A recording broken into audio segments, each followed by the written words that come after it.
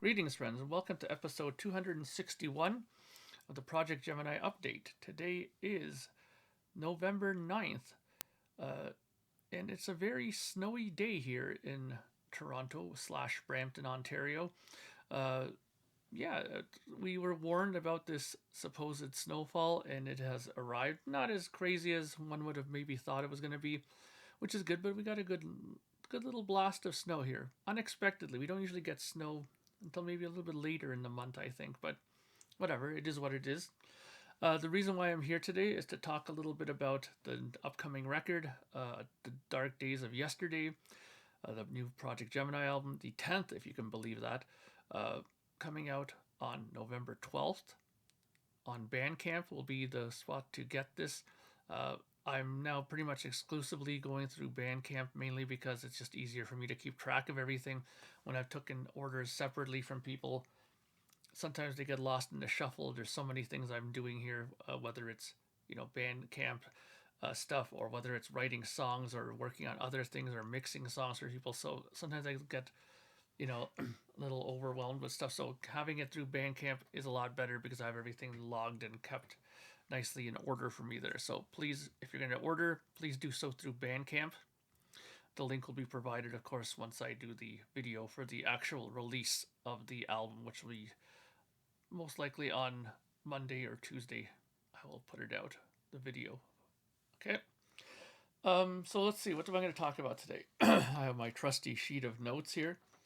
Um, yeah. So the shipping. So the shipping charges for this, I did some research. Um, for Canada, it's going to be the same as it always has been, pretty much. The shipping charge for a CD here is generally between uh, like 10 bucks Canadian for a CD. The CD itself will be $15 Canadian as well. Don't forget you'll be getting a 6-panel digipack, nice 8-color booklet, colored CD, the color CD vinyl, color CD, a label on top there. There's always some fantastic artwork that's done by, uh, you know, James McCarthy, who did the album cover. Uh, he did a great job again with this cover. I'm sure that it'll be shown uh, on the links that I put out for this video. I'll add it because this video that I'm using, or this video editing or recording system that I'm using, is so basic uh, that I can't even edit anything on this. So I got everything live on the spot. Excuse me. That's why I leave in all these coughs and everything, is I can't edit anything out. Um, so, anyways, back to the charging $10, and now because uh, my good friend in the United States, who's starting his little small upstart uh, distribution company for me called Curious George Records. He'll be doing the CDs as well for me in the United States, and the charge for the CDs shipping within the United States is only going to be $7 Canadian, if you can believe that, because they have media mail within the United States, and it doesn't cost very much. So for you people in the United States, you're going to get a great deal. When it's all said and done, I believe $7 Canadian plus $15 equals $22 Canadian. So that for you guys, that's under $20 for a CD shipped. Wow, I wish sometimes I did live in the United States. Uh, in the US and the UK and Europe, I've been told it's going to be the same as it's always sort of been, which is $15 Canadian. Again, for you guys, once you convert it, it's not that much at all. And they keep telling me that there's not going to be any real issue with tariffs on this.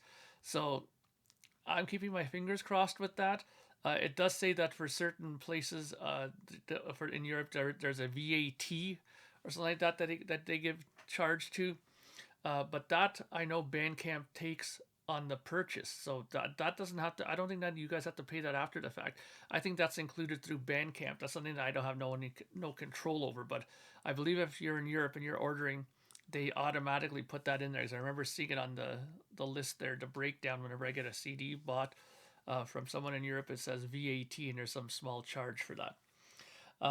So yeah, so it looks like things are going to be pretty much smooth, I hope, for this. Now, the only thing, of course, is Canada Post here is still not completely uh, resolved their postal strike thing, so so the postage stuff is a little slower than normal. I would still suspect, because even I'm waiting on some stuff, whether it's bills or whatever, still through the mail. So uh, it's not 100%, but I don't think that should be an issue, especially for you people in the United States, because I'm just shipping all of your orders directly to my friend in the United States, and he's going to take care of it. So that won't be an issue for you guys.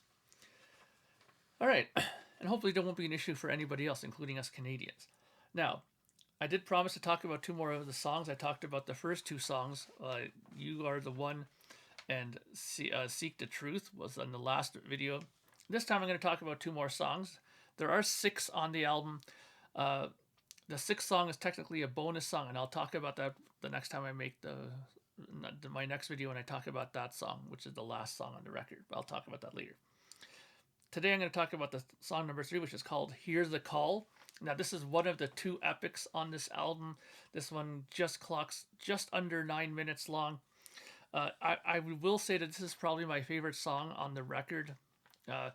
Lots of interesting parts, lots of progressive sort of feel in this one.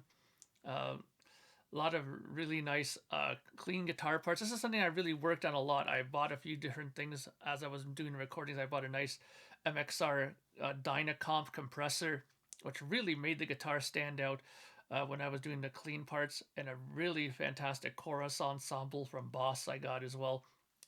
This really helped to kind of, give the clean parts a real nice shimmer and tone to it. So this song turned out really well. Lyrically, again, this album talks about some of the not so good times in my life, but this song has a very spacey sort of feel lyrically.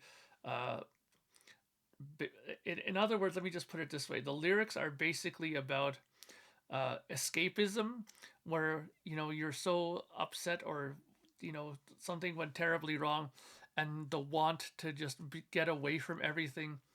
Now, sometimes people do that in other ways, whether it's drink, whether it's drugs, or whatever it is.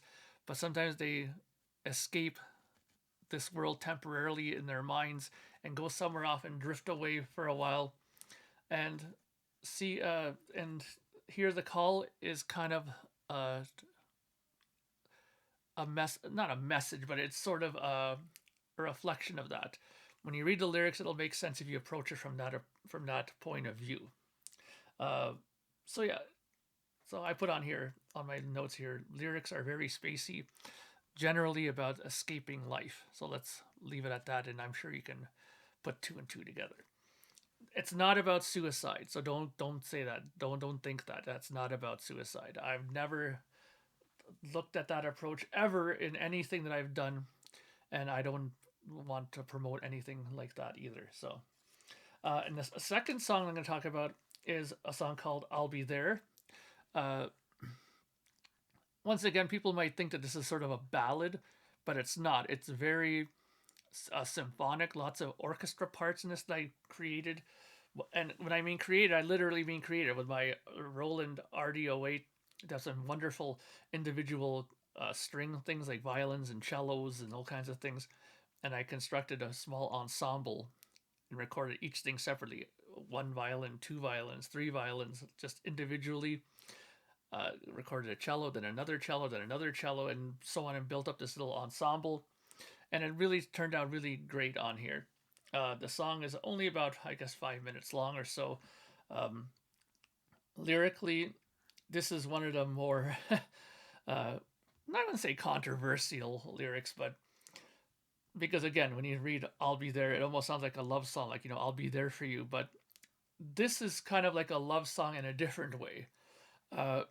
Again, when people hit a rough patch or something bad happens, people seek to other things to try to make the pain go away.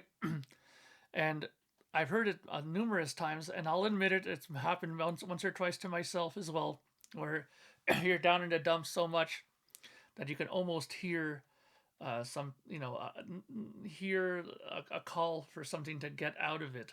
Now I know you might think, well, that shouldn't that be here the call? No, this is something different where and I've heard this before on documentaries where people said that, you know, they when they took a look at a bottle of booze, for example, they could almost hear the bottle talking to them, right? And in the chorus of the song, there's a part there where it's like, uh, night after night, when the moonlight blinds your eyes, just send a sign and I'll be there by your side. That is kind of like what sometimes people in those situations think. Like, they can almost hear the bottle of whiskey saying, I'll be there for you. If you need me, just come to me and I'll take care of things for you. So that's kind of in a sort of generalized way uh, to look at the lyrics. Okay.